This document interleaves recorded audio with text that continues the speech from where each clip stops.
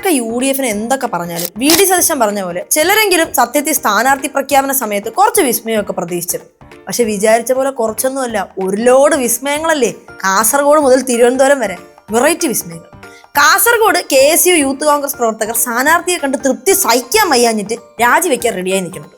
തൃക്കരിപ്പൂരിൽ Jyothikumar ചാമക്കാലയുടെ best ഫ്രണ്ടിനെ നിർത്തിയിട്ട് കെട്ടിയിറക്കുന്ന സ്ഥാനാർത്ഥിയെ AICC കൈ വെച്ചിരുന്നാൽ മതി എന്നും പറഞ്ഞ് DCC പ്രസിഡന്റ് തന്നെ രംഗത്ത് വന്നിട്ടുണ്ട്.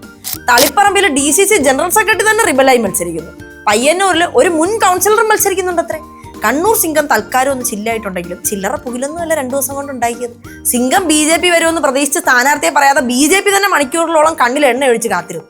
പുലി പതുങ്ങുന്നത് ഒളിക്കാനല്ലെന്ന് മറ്റേ പുലിമുരുകനിലെ മൂപ്പം പറഞ്ഞ് നമ്മൾ കേട്ടിട്ടില്ലേ. അതുകൊണ്ട് സുധാകർജി എവിടെയെങ്കിലും ഒരു വിസ്മയമായിട്ട് വരുമെന്ന് തന്നെയാണ് ഇപ്പോഴും നമ്മുടെയൊക്കെ പ്രതീക്ഷ.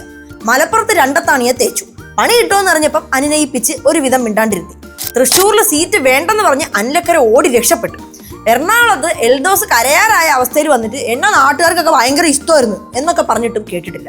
പീഡനമൊക്കെ കോൺഗ്രസിന് ഒരു ബിഗ് ഡീലാണോ? ഇയാൾ ഈ കരയാനും കൂടെ ബാക്കിയുള്ളൂ. അങ്ങ് സീറ്റ് കൊടുക്കണം മിസ്റ്റർ AICC. കൊച്ചിയിൽ ദീപ്തി മേരി വർഗീസിന്റെയും മുഹമ്മദ് ഷിയാസിന്റെയും പോസ്റ്റർ ഇറങ്ങിയിട്ടുണ്ട്. ഏതൊട്ടിക്കണമെന്നറിയാത്ത സാധാരണ പ്രവർത്തകർ രണ്ടും ഓരോന്ന് വീതം അതിലെ കുട്ടികളുണ്ട്.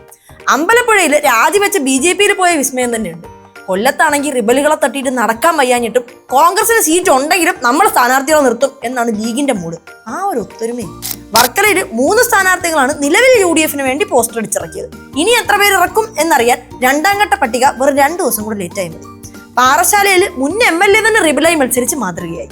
സീറ്റ് കിട്ടിയിട്ടില്ലെങ്കിൽ BJPയിലേക്ക് പോകുമെന്ന് ഭീഷണി മുഴക്കിയ വിസ്മയത്തെ സ്ഥാനാർത്ഥിയാക്കിയും തലസ്ഥാനത്ത് വിസ്മയമായിട്ടുണ്ട്. ഇതുകൊണ്ടൊന്നും തീരുമെന്ന് വിചാരിക്കേണ്ട. 2ാം ഘട്ട പട്ടിക കൂടെ പുറത്തോട്ട് വന്നാലേ എത്ര പേര് BJPക്ക് പിന്തുണ പ്രഖ്യാപിക്കും എന്ന കാര്യത്തിൽ ഒരു തീരുമാനം കിട്ടും.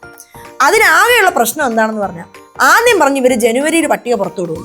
പിന്നെ പറഞ്ഞ് ഇലക്ഷൻ പ്രഖ്യാപിച്ച് 24 മണിക്കൂറിനകം വിടുവന്നു. വിടൽ മാത്രമേ കാണുന്നുള്ളൂ, പട്ടികയൊന്നും കാണുന്നില്ല. സത്യത്തിൽ ജനുവരിയിൽ പട്ടിക പുറത്ത് വെട്ടിരുന്നെങ്കിൽ ഈ അടിയും മഴക്കും കൊഴിഞ്ഞുപോക്കും റിബലും ഒക്കെ കഴിഞ്ഞിട്ട് ഇപ്പൊ ഒരു തീരുമാനം ആവുമായിരുന്നില്ലേ? നിങ്ങളെപ്പറ്റി നിങ്ങളെങ്കിലും അറിയണ്ടേ? ഇതിനെക്കുറിച്ച് ചോദ്യം ചോദിച്ച മാധ്യമ പ്രവർത്തകരോട് VD പറഞ്ഞത്, ഇങ്ങനെയൊക്കെ വാർത്ത പുറത്തുവിട്ടാൽ നിങ്ങളുടെ ക്രെഡിബിലിറ്റി പോകുമെന്നാണ്. ക്രെഡിബിലിറ്റി എന്നൊക്കെ പറഞ്ഞു തുടങ്ങി കള്ളൻ.